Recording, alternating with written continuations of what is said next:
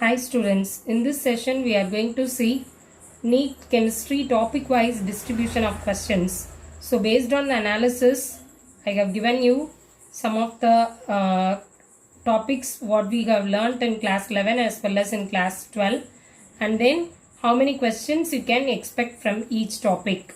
So first of all, basic concepts of chemistry, only one question, structure of atom 2 questions, and then periodic table 2, chemical bonding, minimum 3 to 4 questions can be asked from this topic, so it is important. And then states of matter 1 question, thermodynamics 2 questions, chemical equilibrium also an important topic, 4 questions can be asked from this, minimum 3 questions. Redox reactions 1, hydrogen, S block and P block. You might have learned that S and P block it is not given separately in the 11th standard. That is what given as alkali metals and alkaline metals. Okay. So in Tamil Nadu HSC syllabus it is given as alkali metals and alkaline metals. That is what given here. And then basic concepts of organic chemistry. Maximum 5 questions can be asked from this. Minimum 3 to 4 questions can be asked. Hydrocarbons and environmental chemistry. Sometimes it is focused on hydrocarbons. Sometimes there is no more questions from environmental chemistry also. And then solutions 2 question, alkanes and haloarenes 1 question. Now let us come to the 12th standard part. Solid state 2 questions and electrochemistry 2 questions, chemical kinetics 2, surface chemistry only 1 question, P block elements and D block F block elements. So this is very important chapters in the inorganic chemistry. As well as coordination compounds, it is much more important. The CFSC values are important. 3 questions from that. And then metallurgy 1, aldehydes, ketones and carboxylic acids 2 questions, amines, polymers only 1 question from that, biomolecules 2 questions, chemistry in everyday life 1 question. So in NEET chemistry there are 45 questions. Total number of questions will be 45. For each correct answer, you can get 4 marks, and each incorrect answer, the minus mark will be 1. Okay. So total marks for chemistry is 180. So now let us start revising the maximum number of questions topic onwards. So in this session, we are going to see some of the questions of chemical bonding. So first question. Which of the following contains both covalent bond as well as ionic bond?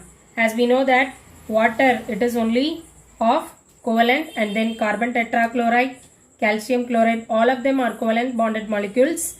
And then ammonium chloride, we know that nitrogen, the valency of nitrogen is 5, so that it can bonded with 4 hydrogen atoms, and another one chlorine can be exit as a ionic bond. This is a ammonium chloride contains both covalent bond as well as ionic bond.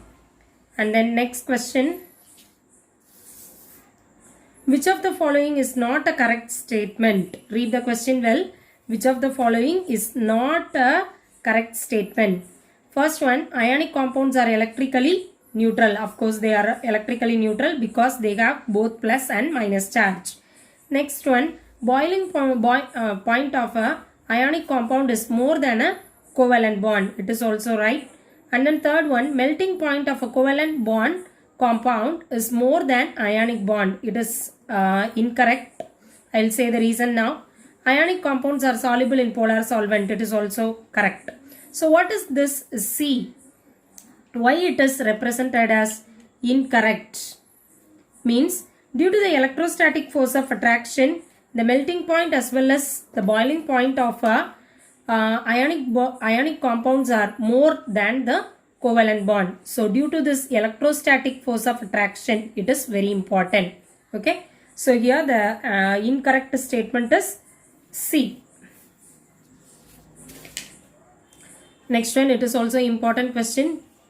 Main axis of diatomic molecule is Z. Atomic orbitals of px and py overlap to form which of the following orbitals? Either pi molecular orbital, sigma molecular orbital, delta molecular orbital, and no bond will form. The answer is no bond will form. Why is it so? Because in your 11th standard you might have learned that px, they can have either head-on overlap or tail overlap, whereas here there is no overlapping here. It cannot overlap in this manner. So this kind of overlap is not at all possible. That's why the bonding does not take place. So px and py do not have proper orientation. Their orientation is not proper. That's why they cannot overlap and hence no bond is formed at all. And the next one, the group having triangular planar structure. So they have given the options of 4 molecules. All the 4 of them must have the same hybridization. Then only I can say that they have a triangular planar structure. Okay. So let us see the first option, BF3, NF3 and CO3 2-. In this, the NF3 is a tetrahedral molecule, whereas the remaining 2 are triangular planar. So this is tetrahedral. So this option is wrong. Coming to the next one, CO3 2-, NO3- and SO3. All these 3 things, they have the same hybridization, sp2 and triangular planar structure. What about C option? NH3, SO3 and CO3 2-.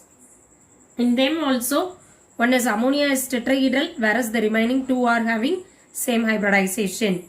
And then NCl3, BCl3, SO3. In this case also, sp3 hybridization. NCl3 is having sp3 hybridization, so it doesn't work out. So the answer is option B.